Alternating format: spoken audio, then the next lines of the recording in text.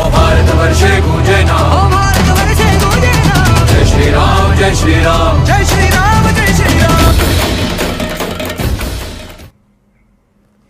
नमस्कार, मैं हूं आपके साथ विभा उपाध्याय और आप देख रहे हैं हमारी खास प्रस्तुति पुनर्स्थापना। अयोध्या में भव्य राम मंदिर में रामलला की प्राण प्रतिष्ठा को लेकर पूरा देश राममय हो चुका है।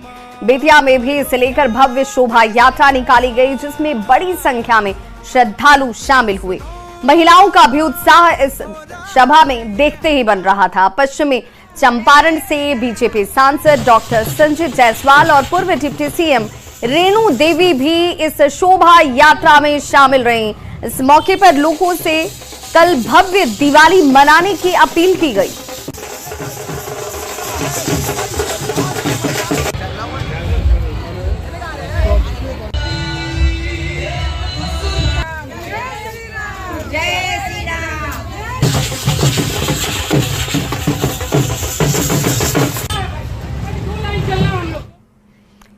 तो अयोध्या में प्रभु श्री राम के आगमन को लेकर भागलपुर में भी उत्साह चरम पर नजर आ रहा है। जगह जगह श्रद्धालु पूजा अर्चना कर रहे हैं। शहर के सैंडिस कंपाउंड में महिलाओं ने धूमधाम से गायत्री और राम यज्ञ किया।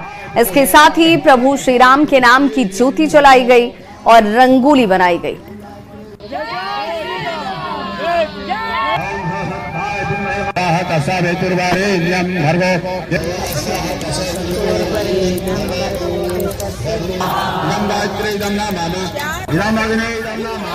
काफी इंतजार, संघर्ष और ये जो संयम है उसके पश्चात और प्रभु श्री राम के बारे में परीक्षा और कई उपलब्धियां को प्रमाणित करके हम लोगों को उसके बाद जो है हम लोग को यह गौरवान्वित क्षण प्राप्त हुआ है और इस ऐतिहासिक क्षण के हम सभी साक्षी हैं। तो इस साक्षी को हम लोग जो है उत्साह के रूप में सैंडिस कंपाउंड एरोबिक स्थल पर आज हम सभी जो है हवन कुंड और गायत्री यज्ञ के द्वारा हम लोग इसको संचालित कर रहे हैं।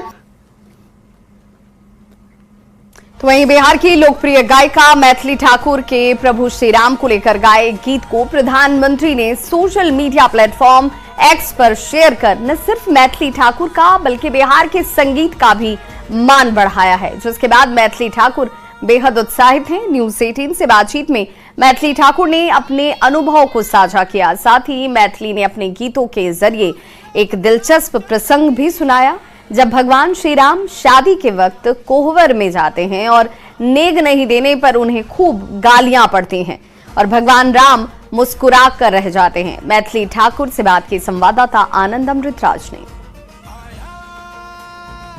मौजूद हैं बिहार की बेटी मैथिली ठाकुर, जिनके गानों को आपने कई बार सुना होगा और मुझे पूरा भरोसा है कि एक बार अगर आपने सुना है तो दोबारा सुने बिना न रहा होगा। इस वक्त हमारे साथ मौजूद हैं वही मैथिली ठाकुर और सबसे इंटरेस्टिंग बात कि इनके गानों को प्रधानमंत्री ने रिट्वीट किया है और इस वक्त हमारे साथ मौजूद है। सबसे पहले ये बताइए, जैसी आपको जानकारी मिली कि आपके गानों को प्रधानमंत्री ने रिट्वीट किया, कैसा लग रहा है? बहुत अच्छा लगा, क्योंकि ये कभी सोचे नहीं थे कि ऐसा होगा। और जब हम लोग अपने घर में चार दीवारी के अंदर वो वीडियो शूट कर रहे थे, हम तीनों भाई बहन और काफ़ी हमारी सखियाँ बैठ करके गाना रिकॉर्ड कर रही थी, तो बिल्कुल ये ख्याल दिमाग में नहीं था दूर दूर तक कि कभी इस वीडियो को प्रधानमंत्री देखेंगे, ट्वीट करेंगे और पूरी दुनिया एक ही बार इस वीडियो की ओर देख रही होगी।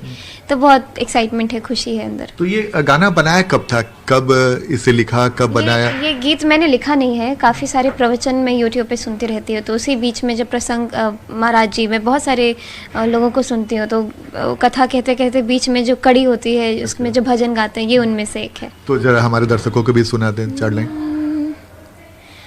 आँखों से रोज अपने राहें बुहारती,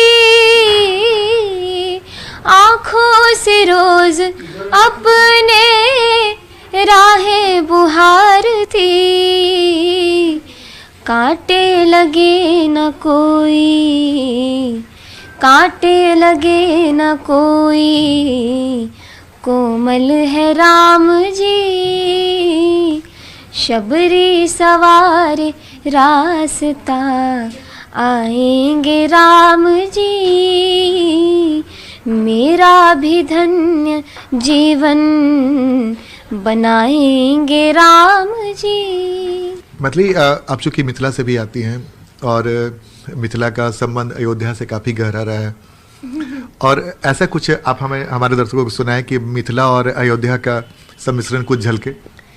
बिल्कुल, जब भगवान राम विवाह के लिए जब मिथिला में आते हैं तो कई सारे अलग अलग रीति रिवाज होते हैं, रस्म होते हैं जो मिथिलानी उनसे जैसे जैसे कहती हैं वो वैसे वैसे करते जाते हैं, क्योंकि उन्हें भी कई बार नहीं मालूम है कि मुझे करना क्या है। अच्छा।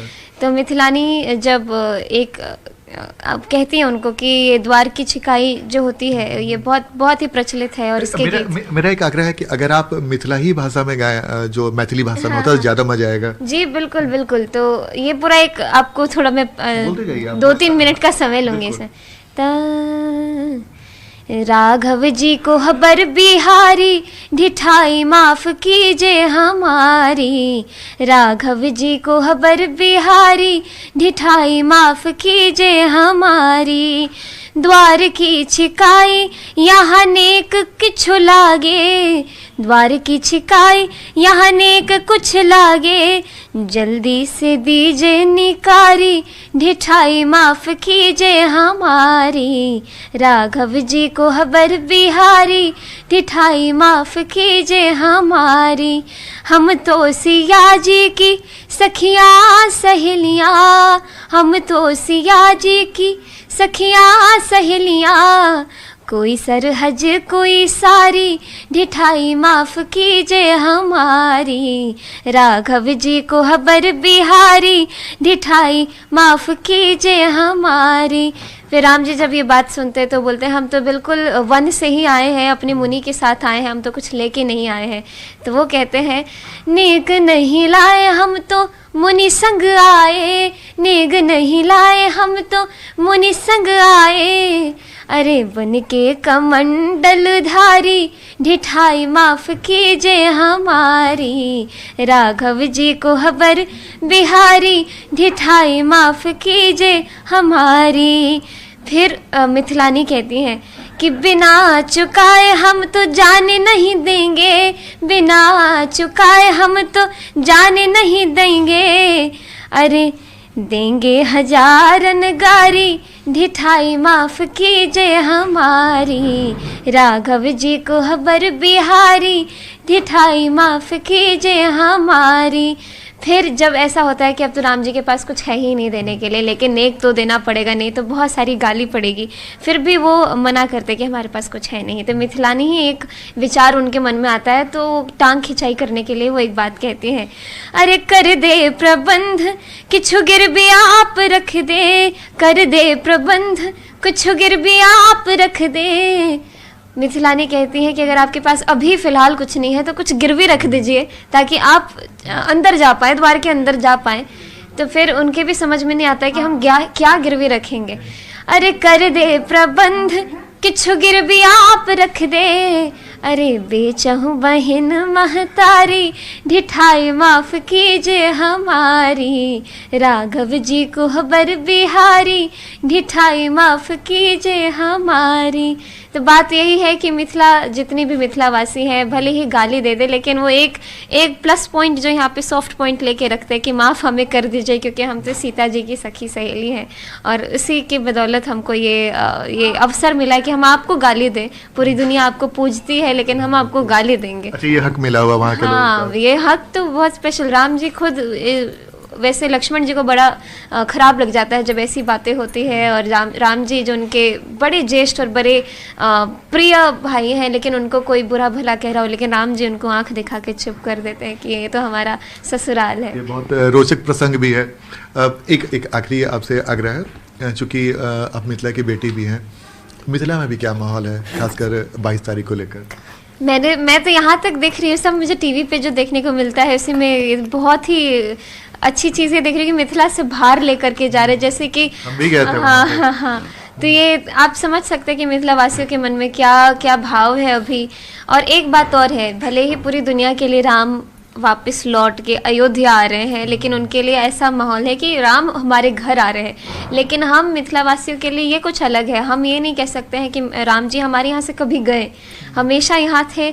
जब पहली बार राम आए, चाहे वो विवाह के लिए आए, फिर उसके बाद हमने उनको इतने महीनों तक रोका, उनकी खातिरदारी की, लेकिन उनको जाने नहीं दिया। हमेशा उनकी छवि को अपने हृदय में वैसे ही बसा करके रखा, और वो भाव भी अभी तक वैसे ही जीवंत है कि राम जी हमारे पाहुन हैं। बिल्कुल। तो ये थी हमारे साथ मैथिली ठाकुर। इन्होंने कुछ ऐसे गीत गाया जिसके सुनकर मेरे तो रोम रोम खड़े हो गए। उम्मीद है कि आप भी जब सुनेंगे तो आपकी भी स्थिति यही रहेगी। कैमरामैन दीपक के साथ आनंद अमृतराज, न्यूज 18 नेटवर्क, पटना। तो बिहार और अयोध्या का संबंध कितना प्रगाढ़ है, कितना अनुपम है, कितना विशिष्ट है, इन गीतों में, इन बोलों में आपको समझ में आया होगा, जिसे मैथिली ठाकुर ने अपनी आवाज़ से सजाया और बहुत खूबसूरती से चित्रण किया गया। प्रभु श्री राम को ढिठारी और गारी भी दी गई, लेकिन वो भी आदरपूर्वक, सम्मानपूर्वक। हमारी सहयोगी विनीता इस वक्त अयोध्या नगरी से हमारे साथ सीधे लाइव जुड़ गई हैं। विनीता, शाम जैसे जैसे होती है वैसे वैसे ये अयोध्या नगरी और ज़्यादा आह्लादित नजर आती है और ज़्यादा प्रकाशित नजर आती है, और वक्त कम होता जा रहा है। 17 घंटे और कुछ मिनट का वक्त शेष है जब प्रभु श्री राम के दर्शन सभी करेंगे और वो अनुपम क्षण भी हम सबके सामने होगा। सबसे पहले तो इस वक्त की खूबसूरती अयोध्या नगरी की कैसी है, ज़रा हमारे दर्शकों तक पहुँचाइए। विनीता, आप सबसे पहले तो वो तस्वीर दिखाइए, क्योंकि आपके पीछे मैं जगमग रोशनी देख पा रही हूँ। श्रद्धालु तो हैं ही, जिनके लिए अपने आप में सौभाग्य की बात है कि वो इस धरा पर मौजूद हैं। शिप्रा, बिल्कुल अयोध्या राममय है। जहां देखो वहां भगवान श्री राम के बोल नजर आ रहे हैं। और यहां जिस वक्त अभी हम मौजूद हैं कारसेवकपुरम में, जहां जगत गुरु राम भद्राचार्य जी महाराज की कथा चल रही है, और यहाँ की जो दृश्य है अलौकिक नजर आ रही है। और जो कथा की तस्वीर है सबसे पहले वो हम दिखाएं आपको, जहाँ खुद बाबा बागेश्वर यानी पंडित धीरेन्द्र कृष्ण शास्त्री अयोध्या पहुंच चुके हैं।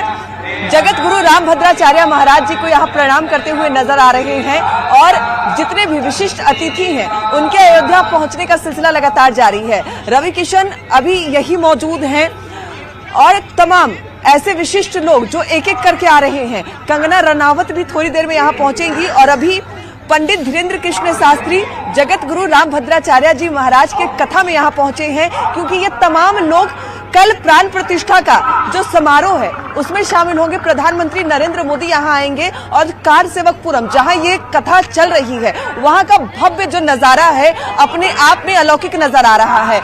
भगवान श्री राम के वनवास की अलग अलग तस्वीर यहाँ दिखाई गई है। भगवान श्री राम माँ जानकी के साथ नौका पार करते हुए नजर आ रहे हैं। उनके भाई लक्ष्मण जी यहाँ नजर आ रहे हैं, यानी रामायण की हर एक तस्वीर नजर आ रही है, और लोग भी लगातार यहाँ आ रहे हैं। बिल्कुल विनीता, यूं कहें कि अयोध्या नगरी प्रभु श्री राम की नगरी तो है ही, लेकिन आज अयोध्या के प्रसंग भी आपको हर तरफ नजर आएंगे, उनकी छाप आपको हर तरफ नजर आएगी, और प्रभु श्री राम ही साक्षात जैसे अयोध्या में इस वक्त मौजूद हो, हर कण कण में और हर वासी में जैसे प्रभु श्री राम का वास है। और तभी सिर्फ हर तरफ एक ही नाम, जय श्री राम का उद्घोष सुनाई दे रहा है। बिल्कुल विभा, जय श्री राम के उद्घोष सुनाई तो दे रहे हैं, और जो जितने भी लोग हैं वो अपने आप को काफी महत्वपूर्ण समझ रहे हैं। उनका भाग्य उदय हुआ है ऐसा उन्हें लग रहा है, क्योंकि वो अयोध्या नगरी में है इस वक्त। क्या नाम है? मेरा नाम जागृति सिंह है। कहाँ से आई है? हम मनकापुर गोंडा से हैं, पर यहाँ पे मतलब हम अपनी पढ़ाई कर रहे हैं। खुशी हो रही है कि प्रभु श्री राम आ रहे हैं? बहुत ही मतलब आनंद का माहौल है, बहुत ही उत्साहित। अभी कुछ देर पहले आप एक गाना गा रही थी, गुनगुना रही थी, कोई भजन? जी, एक भजन गुनगुना रहे थे, तो मतलब प्रस्तुत करना चाहते हैं। कौन सा गीत है? श्री रामचंद्र।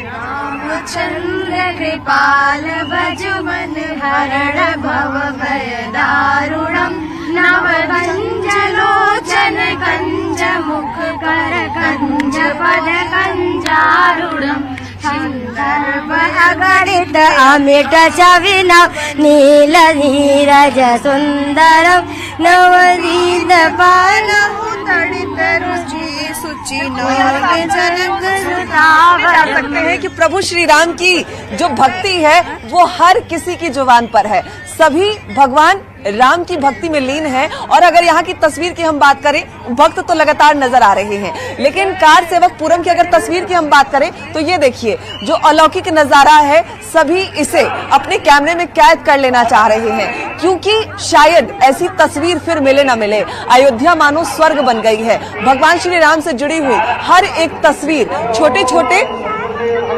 तहत यहाँ नजर आ रही है। और कैसे भगवान श्री राम ने गुरु से अपने गुरु ज्ञान लिए, और उस अलौकिक मंदिर की तस्वीर भी हम आपको दिखाएंगे। ये देखिए जैसा मंदिर अयोध्या में बन रहा है, जिसमें भगवान श्री राम की प्राण प्रतिष्ठा की जाएगी, वो मंदिर भी यहाँ छोटे स्वरूप में बनाकर रखी हुई है। और जो भक्त क्योंकि अभी जा नहीं पा रहे हैं, मंदिर के पास किसी को जाने नहीं दिया जा रहा है, प्राण प्रतिष्ठा के बाद ही जो आम भक्त होंगे वो जाएंगे, वो यहाँ आ रहे हैं और उस मंदिर के छोटे स्वरूप के दर्शन कर रहे हैं। इसके साथ जो तस्वीरें हैं वो क्लिक करा रहे हैं। और ये देखिए अयोध्या नगरी की सबसे खूबसूरत तस्वीर, भगवान श्री राम की जो नवनिर्मित मंदिर है उसके छोटे स्वरूप को यहाँ तैयार किया गया है। और वाकई अलौकिक नजारा, मानो धरती पर ही स्वर्ग है। चारों तरफ खूबसूरत जो लाइट से वो नजर आ रही है, फूलों से सजाया गया है। और जो मंदिर है जहाँ प्राण प्रतिष्ठा होना है, वहाँ 2000 टन फूलों से उसे सजाया गया है। चूंकि अब सिर्फ विशिष्ट मेहमानों के लिए यहाँ पर आने की अनुमति है, और जिनके पास पास मौजूद है वो यहाँ तक पहुंच सकते हैं। ऐसे में कौन कौन से विशिष्ट मेहमान पहुंच चुके हैं, क्योंकि जो सुरक्षा के इंतजाम सुबह से आप दिखा भी रही हैं, वो इंतजाम ये सुनिश्चित करते हैं कि यहाँ पर आने वाले हर एक अतिथि को, हर एक गणमान्य को सुरक्षा के लिहाज से भी व्यवस्थाएं सुनिश्चित की गई हैं। बिल्कुल विभा, जिस तरीके से जो विशिष्ट अतिथि हैं उनके आने का सिलसिला शुरू हो गया है। जहां इस वक्त हम मौजूद हैं रामभद्राचार्य जी महाराज, जो जगत गुरु हैं, जिनका जो बयान है सुप्रीम कोर्ट में महत्वपूर्ण था, वो खुद मौजूद है, उनकी कथा चल रही है। वो विशिष्ट अतिथि के तौर पर कल प्राण प्रतिष्ठा कार्यक्रम में शामिल होंगे। उसके साथ ही साथ कई और लोग आ रहे हैं। अगर हम बॉलीवुड एक्ट्रेस की बात करें तो कंगना रनौत इस कार्यक्रम में शामिल होंगी। जो सिंगर हैं जुबिन नौटियाल, वो भी इस कार्यक्रम में शामिल होंगे। तमाम ऐसे नाम, सचिन तेंदुलकर को भी बुलाया गया है, वो भी इस कार्यक्रम में शामिल होंगे। महेंद्र सिंह धोनी, उन्हें भी आमंत्रण पत्र मिला है, वो भी शामिल होंगे। अगर साधु संतों की हम बात करें तो वो भी लंबी लिस्ट है। बागेश्वर बाबा यानी पंडित धीरेन्द्र कृष्ण शास्त्री आ चुके हैं। अगर हम राजनेताओं की बात करें तो रवि किशन आ चुके हैं। कथावाचक प्रदीप मिश्रा वो भी यहाँ आ चुके हैं। और एक एक करके जो विशिष्ट मेहमान हैं, जो काफी लोकप्रिय हैं, उनके आने का सिलसिला लगातार जारी है, क्योंकि कल बड़ा कार्यक्रम है। लगभग 6 से 7 हजार लोग मंदिर में मौजूद रहेंगे। पीएम नरेंद्र मोदी प्राण प्रतिष्ठा करेंगे। सुबह में सरयू स्नान करने के बाद वहीं से जल लेकर वो मंदिर जाएंगे, प्राण प्रतिष्ठा कार्यक्रम में शामिल होंगे। और तमाम लोग उस अलौकिक मंदिर में, जहां प्रभु श्री राम के अलौकिक और दिव्य स्वरूप के दर्शन होंगे, जहां प्राण प्रतिष्ठा समारोह का मुख्य कार्यक्रम होना है, उस मंदिर में सभी लोग विराजमान होंगे। और उन विशिष्ट अतिथियों के आने का सिलसिला लगातार जारी है। कई लोगों को निमंत्रण पत्र दिया गया है और वैसे विशिष्ट अतिथि लगातार आ रहे हैं। कई कार सेवक जिन्होंने 1992 में जो बाबरी मस्जिद तोड़ी गई थी, कार सेवक के रूप में जिन्होंने अपना महत्वपूर्ण योगदान दिया था, उन लोगों को भी आमंत्रण पत्र दिया गया है और वो लोग भी लगातार आ रहे हैं। सभी के पास सुनिश्चित किए गए हैं, निमंत्रण पत्र उनके पास है और सिर्फ उन्हीं लोगों को अभी अयोध्या में एंट्री दी जा रही है। बिल्कुल, तो यानी अयोध्या जो है वो कल के इस ऐतिहासिक क्षण के लिए, ऐतिहासिक पल के लिए, उस ऐतिहासिक दिन के लिए पूरी तरह से तैयार हो चुकी है। और बस इंतजार कल सुबह का, जब बताया जा रहा है कि प्रभु श्री राम की प्राण प्रतिष्ठा भी हो जाएगी। और हम तो घंटे की सुइयों को, मिनटों की सुइयों को भी गिन रहे हैं, क्योंकि अब ये वक्त धीरे धीरे बता रहा है कि 17 घंटे 43 मिनट और 16 सेकंड। सेकंड की सुई तो बहुत तेजी से गुजरती हुई बस क्षण नजदीक है। बहुत बहुत शुक्रिया वनीता, हमारे दर्शकों तक इन तस्वीरों को पहुंचाने के लिए। तो प्रभु श्री राम की नगरी अयोध्या जो है वो जगमग है और दिव्य दर्शन का इंतजार बहुत कम बचा है। इस खास प्रस्तुति में तो फिलहाल इतना ही। चलते चलते नजर डालते हैं इस वक्त के हेडलाइंस पर।